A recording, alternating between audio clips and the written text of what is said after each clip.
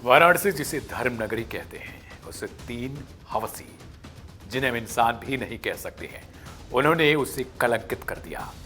जिस काशी को भगवान शिव की तपोस्थली कहा जाता है, उसे इन लोगों ने कलंकित कर दिया। आधी रात के समय तीन जाहिल दरिंदों ने मिलकर कपड़े उतरवाकर अश्लील वीडियो भी बनाया। पुलिस ने शनिवार को देर रात चेकिंग के दौरान तीनों आरोपियों को बाइक के साथ पकड़ा।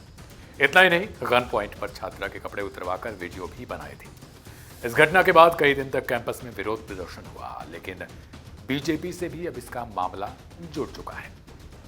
अखिलेश यादव ने दैनिक भास्कर की एक रिपोर्ट का हवाला देते हुए इस मामले को लिखा है। इसमें लिखा गया है कि इन सभी आरोपियों की पहचान ब्रिज एनक्लेव कॉलोनी, सुंदरपुर के कुणाल पांडे, जीवधीपुर बजरडीहा के आनंद उर्फ अभिषेक चौहान और बजरडीहा के ही सक्षम पटेल के रूप में हुई है। सपा मुखिया अखिलेश यादव ने ये जो ट्वीट है वो किया है। उन्होंने लिखा है कि तीनों बीजेपी आईटी सेल से जुड़े हैं। Kunal Pandey BJP IT cell Varanasi का महानगर संयोजक बताया जा रहा है। सक्षम पटेल आईटी सेल का वाराणसी महानगर सह संयोजक, जबकि वही आनंद आईटी सेल वाराणसी महानगर का कार्य समिति सदस्य है। ये समाचार चैनल भास्कर की रिपोर्ट में भी लिखा हुआ है। पीड़िता ने पुलिस को दी शिकायत में ये जानकारी दी थी कि मैं 1 नवंबर की रात 1:30 बजे के तकरीबन अपने हॉस्टल से एक जरूरी काम के लिए बाहर हुई थी। कैंपस के गांधी स्मृति चौराहे के पास मुझे मेरा दोस्त मिला।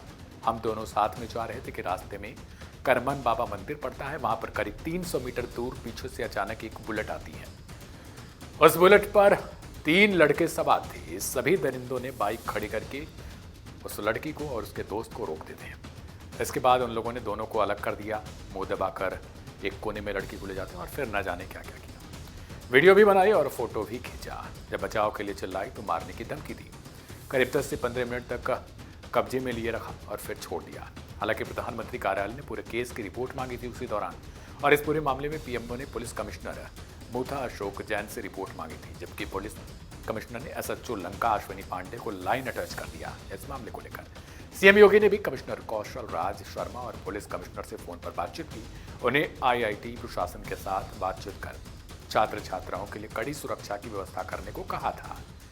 लेकिन सवाल है कि क्या ये तीनों बीजेपी आईटी सेल के कर्मी हैं, और अगर हैं तो इनकी गिरफ्तारी में इतनी देरी क्या इसी वजह से हुई क्योंकि वो बीजेपी से जुड़े हुए थे?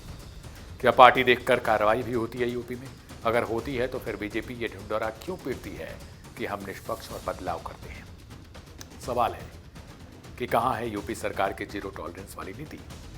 हालांकि कई लोगों का कहना है कि अगर बीजेपी नहीं होती और सपा का कार्यकाल होता तो शायद इन लोगों की गिरफ्तारी भी नहीं होती।